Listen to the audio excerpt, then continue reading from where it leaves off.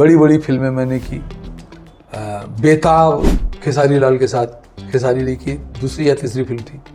रवि किशन जैसे शानदार अभिनेता के साथ मैंने बाजीगर किया, पवन सिंह थे उसमें, रवि किशन भी मेन, उसके साथ मैं मेन विलन।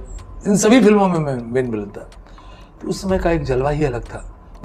अभी भी मुझे स्ट्रगल करना पड़ा, इतनी बड़ी बड़ी फिल्मों का हिस्सा बनने के बाद भी लगातार काम, और आप लोगों का आशीर्वाद, आप लोगों की दुआ से तकरीबन 150 सिनेमा का हिस्सा बना। 150। जमाने के हीरो हीरोइन में कौन किसको लाइक करते थे? मुझे सबसे ज़्यादा मिथुन दा पसंद आते थे और गोविंदा। लगभग उनके तरह रहना, उनके तरह कपड़ा पहनना, उनके तरह बाल रखना, ये सब उस समय का वही जुनून आज आपके सामने बैठा कर रखा है। इन दिनों नाटक साफ खत्म हो गया, इस पर आप क्या कहना चाहेंगे? बता तो रहा हूँ कि कोई आगे आना ही नहीं चाहता है, किसी के पास समय नहीं है, और समय है तो मोबाइल चलाएंगे। अच्छी चीज़ों के लिए समय नहीं है लोगों के पास। हम लोग जिस समय नाटक किया करते थे, पूरे बाजार से चंदा लेते थे, एक एक दुकान में 20-20 दिन बिना खाए पिए घूम रहे हैं, टिकट काट रहे हैं कि भाई कुछ पैसा होगा तब तो नाटक खेलने में भी पैसा लगता है। दर्शकों नमस्कार। आप खगड़िया को एशिया महादेश में मक्का को उपजाने में सर्वश्रेष्ठ भूमिका निभा रहा है खगड़िया। दूध की पैदावार करने में खगड़िया सबसे आगे है और मछली के उत्पादन में खगड़िया सर्वश्रेष्ठ है, इस बात से आप वाकिफ़ हैं। 7 नदियों से घिरा यह खगड़िया ज़िला एक टापूनुमा ये ज़िला है और 8वां नदी यहाँ दूध की बहती है। और इस धरती पर अगर हम आज़ादी की बात करें, स्वतंत्रता सेनानी के रूप में हो या जिंदगी के किसी भी क्षेत्र में, आप कह लीजिए खगड़िया का बेटा अपना परचम लहराया है। यह मुंह से नहीं, यह ऐतिहासिक बात है, यह जानने का और पढ़ने की बात है, जानकारी लेने की बात है। दर्शकों, आज हमारे बीच इसी खगड़िया फड़किया की भूमि का एक लाल,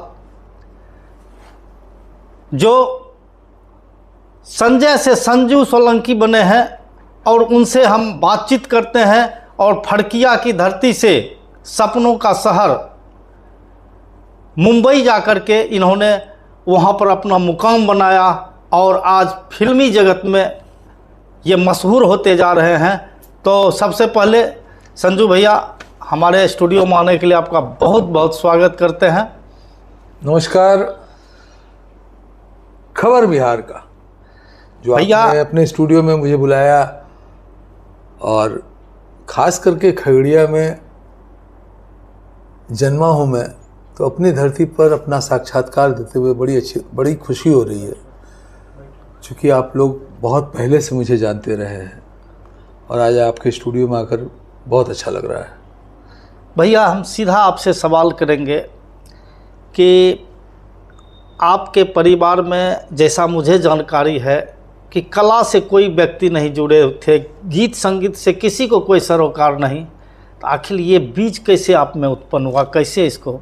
वो कहते हैं ना कि जिसे जहाँ होना है वो अंकुरित हो ही जाता है। इसी खगड़िया में जन्म हुआ और जन्म लेते ही मुझे अपने आँखों के आगे सिल्वर स्क्रीन बतौर गिफ्ट मिला। बोले तो लक्ष्मी सिनेमा जैसे सिनेमा हॉल वालों के घर में मेरा जन्म है, तो जन्म लेते ही सिनेमा हॉल का गोल्डन स्क्रीन अपने आंखों के सामने था। बचपन से उसको देखते हुए बड़े हो रहे थे। इसी बीच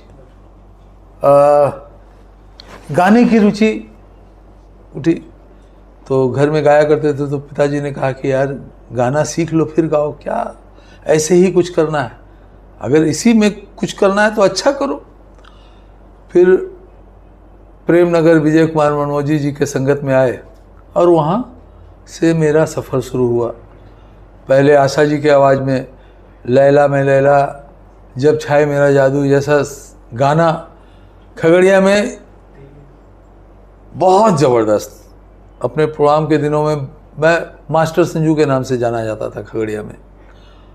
फिर धीरे धीरे धीरे धीरे उम्र बढ़ी, आवाज़ चेंज हुआ, विजय बेनेडिक्ट के बाद किशोर कुमार, देन उसके बाद, लेकिन सफ़र यहीं तक तो था नहीं। फिर यहाँ से मुंबई का सफ़र, लोगों ने कहा वहाँ जाओगे आँख फोड़ देगा, भीख मंगवाएगा, ये है वो है, डराना। चूँकि घर में यहाँ रहकर कुछ होना नहीं था, इस तरह की घटना होती भी थी उस समय, तो यहाँ होना ही नहीं था। तो लेकिन मेरे दिमाग में जो बैठ गया था कि नहीं, हीरो बनना है तो बनना है। इसके लिए मुंबई का सफ़र शुरू हुआ। बड़े जद्दोजहद के बाद, लंबे जद्दोजहद के बाद, 10 साल 15 साल स्ट्रगल के बाद, स्ट्रगल के दिनों की कहानी बहुत मतलब कष्टदायक है। मैं बताऊंगा तो शायद मेरे भी आँख में पानी आ जाए। बहुत तकलीफ़दायक थी, लेकिन उस कष्ट को सहते हुए मुंबई में रहते रहे, अपने काम को फोकस किया। संजू भैया, एक सवाल आपसे हम करेंगे कि कहा गया है कि लोग कहावत के रूप में कहते थे कि दिल्ली है दिल वालों का और मुंबई है पैसे वालों का। तो मुंबई की धरती पर गए, परिवार का आर्थिक स्थिति भी उस तरह का नहीं होगा, तो आखिर इसमें कौन ऐसे लोग थे जो आपको सहयोग किए और प्रोत्साहित किए? कैसे वहाँ पर स्ट्रगल किया? परिवार की आर्थिक स्थिति सही थी, लेकिन मैं परिवार के विरुद्ध गया था। परिवार में एक माँ ही थी जो सपोर्ट में थी कि ठीक है तुम हीरो बनो, बाकी और कोई नहीं थे। तो घर से पैसा जाने का हिसाब नहीं था, लेकिन अपना भी जिद करेंगे तो वही करेंगे, निकल गया। फिर वहाँ स्ट्रगल का दौर शुरू हुआ, कई दिन भूखे रहना, इस दफ्तर से उस दफ्तर। आज का युग तो बहुत लंबा है, अभी OTT है, ये प्लेटफॉर्म है, वो प्लेटफॉर्म है, एड एजेंसी है, आप सीरीज कर सकते हैं, सीरियल बहुत ज़्यादा हो गया, बहुत सारे। उस समय केवल मात्र एक सिनेमा था और हाथ में पोस्ट कार्ड साइज का फ़ोटो लेकर के इस दफ्तर से उस दफ्तर घूमते थे कि सर मैं एक्टर हूँ, काम दीजिए। और लोग उस फोटो को ले लेते थे और निकलते ही हम लोगों के उस फोटो को डस्टबिन में डाल दिया जाता था। तो बहुत सारी चीज़ें हैं, क्या बताया जाए। रात गुजारने के लिए कभी दादर स्टेशन का वो बैठने वाला सीट हुआ करता था, वहीं सो जाते थे। कभी गोरेगांव, कभी अंधेरी, ऐसे तो दिन कट रहा था। धीरे धीरे बम्बई बार बार कहता था तुम जाओ यहाँ से, तुम्हारा काम नहीं है। और हम भी यही बम्बई से एग्रीमेंट किए हुए थे कि हम तो जाएंगे नहीं, चाहे तुमको जितना भगाना है भगा लो। इन प्रकार बहुत सारी चीज़ें चलती रही। अंतिम में बम्बई ने एक्सेप्ट किया, और जिसका फिर एक्सेप्ट करने के बाद बम्बई अपनी बाहों में रख करके बहुत सारी चीज़ें दी, बहुत सारा नाम। अंगिका क्षेत्र में आप जन्म लिए, पले बढ़े, शिक्षा दीक्षा लिए यहाँ तक। भोजपुरी की नॉलेज कहाँ से आई, जो कि भोजपुरी फिल्म में आप जो है सो इतना राइज कर गए? हाँ, बड़ा खूबसूरत सा प्रश्न किया आपने। देखिए, हमारी शिक्षा दीक्षा खगड़िया हुई, अंगिका जिसको हम कह सकते हैं। अंगिका में जब बम्बई गए तो वहाँ हिंदी में जल्दी मौका नहीं मिल पाता है। बहुत सारी, छोटा सा क्राउड में खड़े हो जाओ तो उससे अपनी पहचान नहीं बनती। मैंने कहा नहीं, पहचान बनाना है तो कुछ अलग ही करना होगा, लीग से हटके, ट्रैक से हटके। उसी समय एक भोजपुरी फिल्म मिली तो लोगों ने कहा कि भोजपुरी जानते हो? हमने कहा बोलेंगे, जबकि भोजपुरी का भी नहीं आता था हमको, वह भी नहीं आता था। अब कहने को तो कह दिया, फिर उसने एक स्क्रिप्ट पकड़ा दिया। एक भोजपुरी के बहुत पुराने लोग थे, कुछ दिन पहले उनका स्वर्गवास हो गया, गोपाल राय, मुजफ्फरपुर के, उनसे मुलाकात हुई, वो भी थे उस समय। हमने कहा कि भैया ऐसा ऐसा है। बोले यार बोलो ना, कोई दिक्कत नहीं, हम बताएंगे। और फिर उन्होंने, तो मेरी पकड़ शुरू से बड़ी मजबूत रही। जिस चीज़ को, चाहे हम गाना सुनते थे, म्यूज़िक सुनते थे या डायलॉग सुनते थे, तो उन्होंने जैसे बताया हम वैसे ही फॉलो किए। और इत्तेफाकन जब मुझसे पूछा गया कि हाँ बताइए तो कैसे बोलिएगा, तो एकदम फ्लो में, अब कॉन्फिडेंट, ये थोड़ा बहुत 19-20 भी हुआ था, लेकिन कॉन्फिडेंस जो अंदर का था वो बहुत सॉलिड था अपना। तो सामने वाले को लगा नहीं यार ये कर लेगा। और उसके बाद वो सफ़र शुरू हुआ। 2006 में मैंने पहली फिल्म की। उसके पहले की बहुत सारी कहानियाँ हैं तो उनका जिक्र करना बेकार है। 2006 में मैंने पहली फिल्म की जिसका नाम था भोजपुरिया दरोगा। आज के सुपरहिट डायरेक्टर थे, उनकी वो पहली फिल्म थी मंजुल ठाकुर की वो पहली फिल्म थी। और पवन सिंह की दूसरी फिल्म थी। तो बहुत सारा सामंजस्य था उसमें। हम एक रोल के लिए गए थे, वहाँ मुझे डबल रोल दे दिया गया। एक 30 साल के युवक की भूमिका थी और दूसरा कैरेक्टर था 80 साल के बुड्ढे की। उस 30-25 साल की उम्र में 80 साल के बूढ़े की भूमिका मैंने की, तो लोगों को लगा यार ये कुछ अलग है। उसके बाद सफ़र चालू रहा, लेकिन जो पहचान मुझे मिलनी थी वो नहीं मिल रही थी। उसी बीच चूँकि मुंबई से कांटेक्ट बनाए रखना था, तो मैंने एक डिस्ट्रीब्यूशन का अटैम्प्ट लिया, फिल्म डिस्ट्रीब्यूशन का, बिहार में पूरे फिल्म को डिस्ट्रीब्यूट करना। तो वो काम शुरू किया। चूँकि पैसा तो उपार्जन का स्रोत होना चाहिए, और पटना में हमने ऑफिस कर लिया। लेकिन कांटेक्ट बना रहा मुंबई से। धीरे धीरे फिल्म भी करते रहे। उसी में बड़ी बड़ी फिल्में मैंने की। मेन विलन मैंने किया उस फिल्म में। और फिल्म जैसे बेताब खेसारी लाल के साथ, खेसारी ली की दूसरी या तीसरी फिल्म थी। रवि किशन जैसे शानदार अभिनेता के साथ मैंने बाजीगर किया।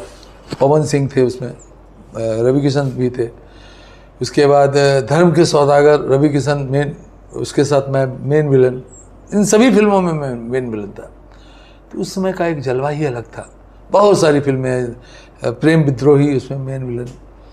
तो वो कारवां चलता रहा। लेकिन मुझे कहीं ना कहीं कचोटता था यार, अभी भी मुझे स्ट्रगल करना पड़ा। इतनी बड़ी बड़ी फिल्मों का हिस्सा बनने के बाद भी स्ट्रगल हम कर रहे हैं। लोगों को अभी भी पूछना पड़ता है कि हाँ भाई काम बताइएगा। अचानक से वक्त ने करवट ली और लॉकडाउन लग गया 2018 में। उस समय एक हिंदी फिल्म मैं कर रहा था, शशांक। उसमें डायरेक्टर का कहना था कि सर बहुत अच्छा कैरेक्टर है, बट उसके लिए आपको बाल और दाढ़ी आपको छोड़ देना होगा, थोड़े उजले काले इस टाइप के। और हमने कहा कि भाई बिग लगा दो। अरे नहीं सर, ओरिजिनल मज़ा आएगा। तो उसमें 70% बाल उजला काला था। हमने कहा चलो रख लेते हैं।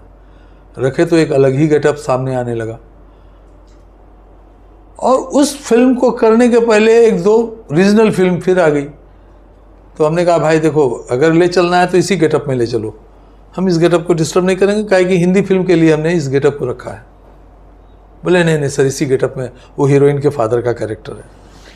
गए और लोगों को भोजपुरी में वो फिल्म बड़ी अच्छी गई है, बड़ी अच्छी चली। लोग बोले यार ये सफ़ेद बाल वाला आदमी तो बड़ा सॉलिड है। और इधर हिंदी भी हम शुरू हो गए। वो फिल्म भी बहुत अच्छी गई, जिसके वजह से अब लोगों की हम पसंद में आ गए। 1 फिल्म, 2 फिल्म, 3 फिल्म, 4 फिल्म लगातार कंटिन्यू। उसके बाद चैनल आ गया। अब चैनल के हम चहेता बन गए। उसमें से ये सफ़ेद बाल और सफ़ेद दाढ़ी अपनी पहचान बन गई और लगातार काम। और आप लोगों का आशीर्वाद, आप लोगों की दुआ से तकरीबन 150 सिनेमा का हिस्सा बना। 150, जिसमें खगड़िया में भी एक सिनेमा बना जो बड़े स्केल पर बना हुआ है, बाप बड़ा ना भैया सबसे बड़ा रुपया। इसके निर्माता हैं मनीशंकर प्रसाद। तो बहुत सारी फिल्मों का हिस्सा बना और आज भी लगातार बादस्तूर काम जारी है। बुरा न माने तो एक अंदरूनी सवाल हम आपसे करना चाहते हैं। बिल्कुल। कि लड़की की बात करें तो वो किसी न किसी हीरो को पसंद करती है, उसको अब मान के चलती है। लड़के भी हीरो को पसंद करते हैं, लेकिन आप विलन का रोल किए, लगभग फिल्मों में विलन का रोल किए और किरदार निभाने में अपना सारा एफर्ट लगाया। लेकिन जो हमको गुप्त सूचना मिली है कि लड़कियां आपके इर्द गिर्द मतलब मंडराती हैं, इसका क्या मतलब कि राज है? अब इसके बारे में क्या ही कहा जाए, लेकिन हाँ ये बात भी सच है जो आपने कहा है। नेगेटिव तो मैं करता ही करता रहा हूँ शुरू से, और जब मौका मिलता है, अभी हाल फिलहाल आखिरी मैंने नेगेटिव किया था हिंदुस्तानी फिल्म जिसमें मेरे हीरो थे चिंटू भोजपुरी में एक बड़ा नाम है, हिंदुस्तानी फिल्म, उसमें मैंने नेगेटिव किया था। रही बात लड़कियों की, तो लड़कियां शुरू से हमको भी नहीं समझ में आता है कि ऐसा क्या है, लेकिन लड़कियों को लगता है कि नहीं संजू जी अच्छे आदमी हैं। और चूँकि एक कारण ये भी रहा है लड़कियां करीब आती हैं कि मैं सिंगिंग शुरू से करता रहा हूँ, और सिंगिंग अगर आप करते हैं तो लड़कियां आपके आगे पीछे रहेंगी ही रहेंगी। हो सकता है ये कारण रहा हो। बच्चन जी से कभी मिले हैं? बच्चन साहब से मिलने की कई बार मौका लगा, लेकिन इत्तेफाक है कि अभी नहीं हो। तो वो कहते हैं ना कि जब जब जो होना है तब तब वो होता है। शायद आने वाले कल में बच्चन साहब के साथ काम का भी मौका लगे, क्योंकि काम तो कभी भी कहीं से भी आ सकता है, काम बस आपको अच्छा आना चाहिए। तो अभी उन लोगों के साथ काम करना है। हो सकता है उस बुढ़ापे में ही जब पूरे उम्र के बाद सक्सेस मिला है, तो हो सकता है आगे भी और कुछ मिलना है। अगर हीरो की बात करें तो नए पुराने हीरो में सबसे बेहतर कौन लगते हैं आपको? देखिए, मैक्सिमम फिल्में मैंने भोजपुरी में की हैं, तो भोजपुरी के जो एज ए एक्टर शानदार हैं वो हैं रवि किशन, नो डाउट। उनके जैसा एक्टर है ही नहीं। भोजपुरी चूँकि भोजपुरी उन्होंने ज़्यादा किया है, हिंदी में भी एक लेवल के एक्टर हैं। और दिनेश लाल ये भी बहुत अच्छे एक्टर हैं, पवन जी सिंगर बहुत अच्छे हैं, खेसारी लाल इंटरटेनर हैं। सब लोगों का एक अलग अलग जोन है, लेकिन अगर एक्टर की बात करें तो वो रवि किशन बहुत अच्छे एक्टर। उनके साथ मैंने बहुत सारी फिल्में की हैं, मतलब आधा दर्जन सिनेमा तो उनके साथ मैंने किया है। हीरोइन की बात करें तो कौन सी हीरोइन आपको इम्प्रेस ज़्यादा करती है? हीरोइन तो देखिए, हीरो हो या हीरोइन हो, जिसमें टैलेंट होगा वही चलेगी। भोजपुरी में आम्रपाली जी का नाम है, अक्षरा का नाम है, बहुत सारे नाम हैं, अंजना सिंह हैं जिनके साथ हम लोगों ने काम किया है। बहुत सारी हैं, बाकी इन लोगों का जवाब नहीं है। मोनालिसा हैं, उस टाइम की रानी मुखर्जी हैं, रानी चटर्जी हैं, तो ये लोग हैं जिनके साथ मैंने बहुत सारे काम किए हैं। जिस समय आप टिकट कटा करके हॉल में फिल्म देखने जाते थे, उस समय की बात करें तो उस जमाने के हीरो हीरोइन में किसको लाइक करते थे? मुझे सबसे ज़्यादा मिथुन दा पसंद आते थे और गोविंदा। इन दोनों का मैं बहुत बड़ा प्रशंसक रहा हूँ। लगभग उनके तरह रहना, उनके तरह कपड़ा पहनना, उनके तरह बाल रखना, ये सब उस समय का वही जुनून आज आपके सामने बैठा कर रखा है कि जो है ऐसे रहना है तो ऐसे ही रहना है। और धीरे धीरे चूँकि आप जिस चीज़ को शिद्दत से चाहते हो तो ऊपर वाला भी सोचता है कि नहीं यार, इसके अलावा इसको कुछ आता नहीं है, तो इसी फील्ड में इसको कर लो ऊपर। क्योंकि बचपन से और कुछ जाने नहीं। आज अगर आप कहिएगा कि आलू प्याज बेच लो तो एज ए एक्टर तो बेच लेंगे, लेकिन वो चलेगा नहीं। बाकी एक्टिंग के अलावा कुछ नहीं आता है। हमारे घर में सभी अच्छे पोस्ट पर हैं, कोई डॉक्टर है, कोई इंजीनियर है। मेरे सारे भाई चाचा के, ताऊ के, इसके उसके। राजनीति को किस रूप में देखते हैं? नहीं सर, राजनीति से मैं वो कोसों दूर हूँ। हमको कभी नहीं समझ में आया, चूँकि उसमें बिना झूठ बोले काम होता नहीं है और अपने से वो चीज़ नहीं किया जाता है। हमारे बारे में ये कहावत हमारी इंडस्ट्री में है कि संजू जी जो डेट देंगे या टाइम देंगे उस पर वो परफेक्ट खड़े उतरते हैं। और राजनीति में ये सबसे बहुत दूर है लोग। कुछ दिनों में देखा गया है संजू जी के गायक के क्षेत्र में महारत हासिल किए हुए कलाकार हैं या फिल्म दुनिया से जुड़ी हुई कई माने एक्टर या और भी लोग हैं जो कि राजनीति में आए हैं और राजनीति में उनका जो प्रवेश है इससे कितना राजनीति में बदलाव आएगा, आप इसको किस रूप में देखते हैं? देखिए, जो एक्टर या सिंगर रवि जी तो एक्टर थे, मनोज जी सिंगर थे, मनोज तिवारी जी, दिनेश जी भी सिंगर रहे हैं, एक्टर बाद में हुए। लेकिन यहाँ आने के बाद उन चीज़ों को हटा करके समाज के बारे में लोगों ने सोचना शुरू किया। रवि जी को पर्सनली बहुत नज़दीक से जानता हूँ और चूँकि घर भी मैंने गोरखपुर में बना लिया है, तो उनके नज़दीक या यूँ कहें कि उनके साथ रहने का मौका बराबर मिलता है। योगी आदित्यनाथ जी का वो गढ़ है और आदित्यनाथ जी के खेमे में रहकर रवि जी ने अच्छा काम शुरू कर दिया है। बाकी जो भी अच्छा काम करेगा वही राजनीति में भी टिकेगा, काहे कि जनता सब जानती है। जनता को आज की डेट में आप बेवकूफ़ नहीं बना सकते हैं। इसका ताज़ा उदाहरण वेस्ट बंगाल है।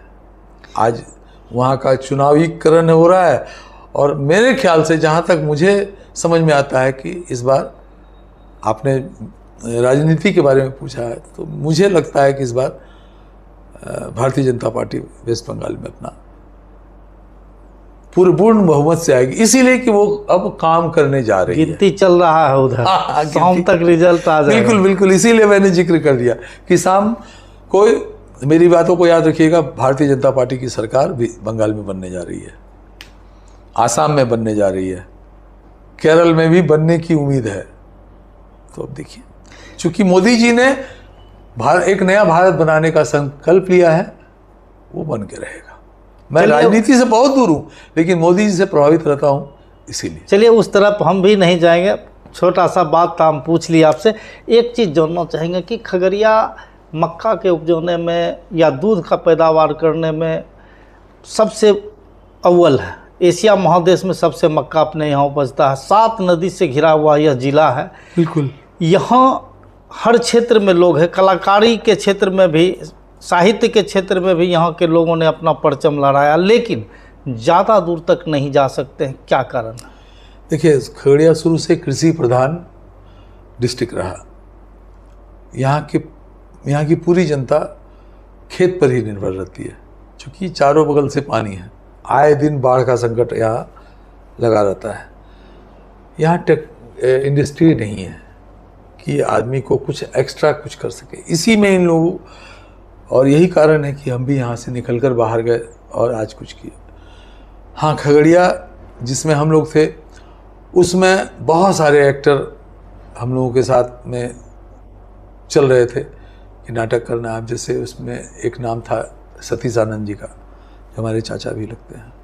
उन्होंने एक शुरुआत की थी कि चलो कला निकेतन में कुछ नाटक करेंगे, तो 3-4 नाटक वहाँ भी किए, जिसमें सबसे अग्रणी हम ही रहते थे और सब लोग थे। लेकिन वो सब आज भी इसी खगड़िया में बैठकर नमक तेल कर रहे हैं और मैं यहाँ से निकल गया। उसके बाद बारी आई जालान साहब की, टीपी जालान। वो भी स्कूल के एक खगड़िया में रेपुटेटेड स्कूल है, होली गंगा पब्लिक स्कूल। उनके साथ जुड़ कर के मंचन शुरू किया, नाटक शुरू किया। बहुत सारे नाटक, किसकी चादर में दाग, अमली, अंधा कुआं, महाभोज, जैसे बहुत सारे प्ले। जब तक उन्होंने वो आगे रहे, हम लोग साथ में रहे, फिर उन्होंने थोड़ी सी ढील दी और सब बिखर गए। हम तो मुंबई से थे ही, फिर वहाँ पहुँच गए, लेकिन बाकी के लोग आज भी वहाँ धराशायी है। अभी कुछ दिन पहले इन्होंने कहा, 2-3 साल पहले, कि यार संजू, तुम तो वहाँ चले गए। जालान जी का कहना था, हम लोग बिना कैमरा देखे ऊपर चले जाएंगे क्या है? हम कहे नहीं, बनाइए, सिनेमा बनाते हैं। फिर उन्होंने बोला कि एक शॉर्ट फिल्म, अच्छी फिल्म बनाते हैं। नो डाउट बहुत खूबसूरत निर्देशक हैं, बहुत अच्छे निर्देशक हैं, बहुत पारखी आदमी हैं। उन्होंने यहीं के सारे कलाकारों को, खगड़िया के ही जो टूटे फूटे कलाकार थे, उसको मांझ के एक छोटे से फिल्म का निर्माण किया जिसका नाम था प्रस्थान।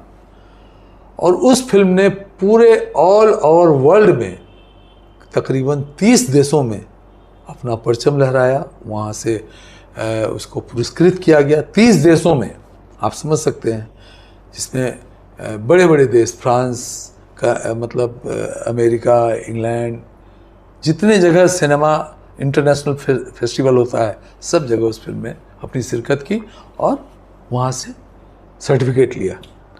आज भी वो फिल्म यूट्यूब पर है, आप देख सकते हैं, बहुत प्यारी फिल्म बनी है।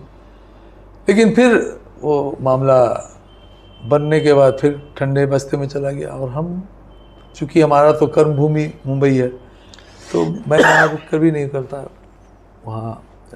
हाँ, खगड़िया, चूँकि मेरी माँ रहती है खगड़िया, तो उसी बहाने खगड़िया आना जाना होता है और इसीलिए आपके बीच भी हूँ।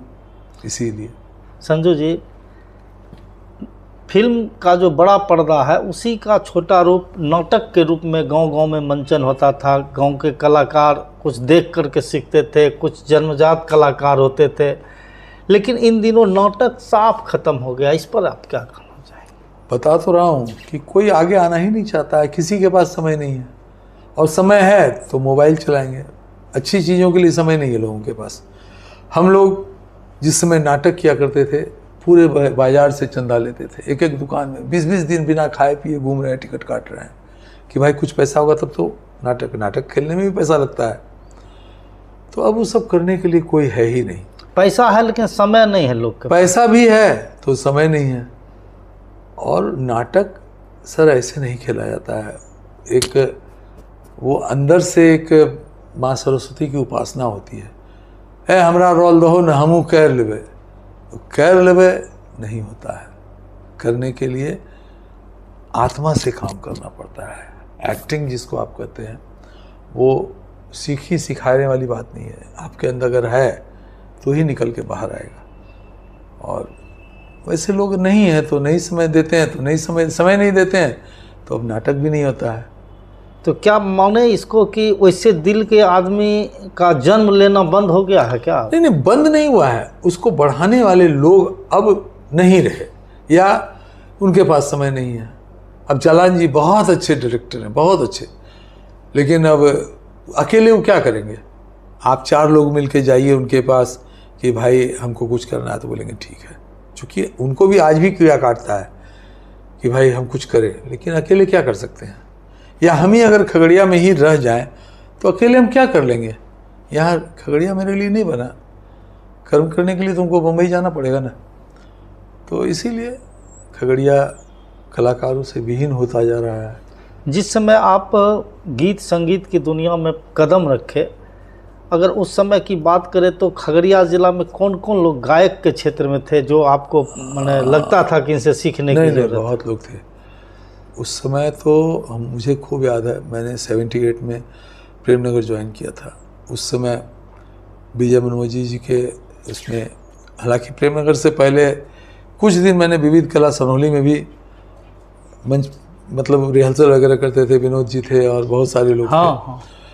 फिर प्रेमनगर, चूँकि वहाँ पर विधिवत रिहर्सल होता था, वो ग्रामोफोन रखे हुए थे विजय जी, और वो चलाते थे उस पर, जो है वो हम लोग उससे सुन करके फिर रिहर्सल करते थे।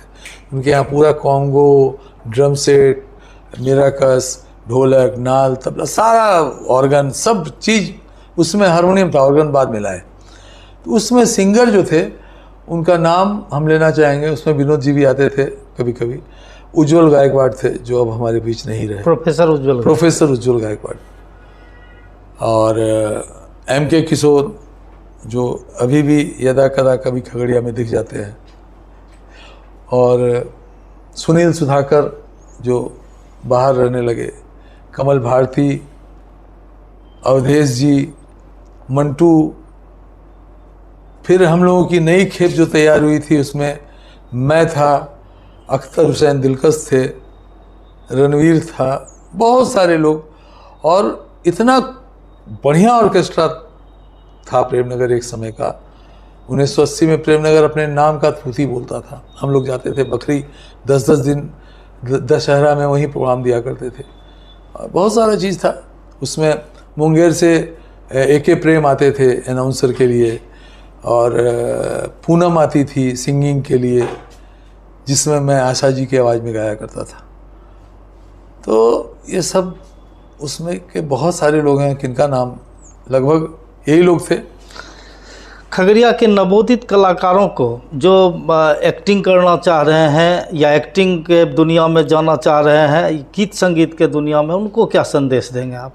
सर, मैंने जब भी खगड़िया में साक्षात्कार किया है या फिर प्रिंट मीडिया या सोशल मीडिया में, तो मैंने यही कहा है कि अगर आपके अंदर दमखम हो तो मेरे पास आइए। दमखम नहीं होगा मैं कुछ नहीं कर पाऊँगा, क्योंकि सामने वाला आपका ऑडिशन लेगा। अगर आप में दमखम होगा तो ही आप टिक पाइएगा। तो दमखम हो, आइए, ऑडिशन दीजिए, उसके बाद आप बताइए कि हाँ क्या करना है, तो मैं आपको गाइडलाइन करूँगा।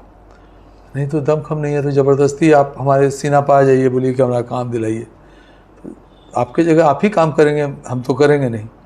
तो मान लीजिए अगर खुदा न खास्ते एक काम मिल भी गया, वहाँ इतना आप सामने वाले को इरिटेट कीजिएगा कि वो हमको उल्टा सीधा बोल के बोलेगा कौन डफर को भेज दिए थे।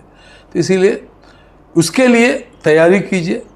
तैयारी के लिए अच्छी अच्छी बुक्स पढ़िए, अच्छा नाटक कीजिए, थिएटर ज्वाइन कीजिए। थिएटर ज्वाइन में मतलब आप खगड़िया में तो मान लीजिए अभी इन चीज़ों का वो नहीं है, तो बेगूसराय इसमें समृद्ध है।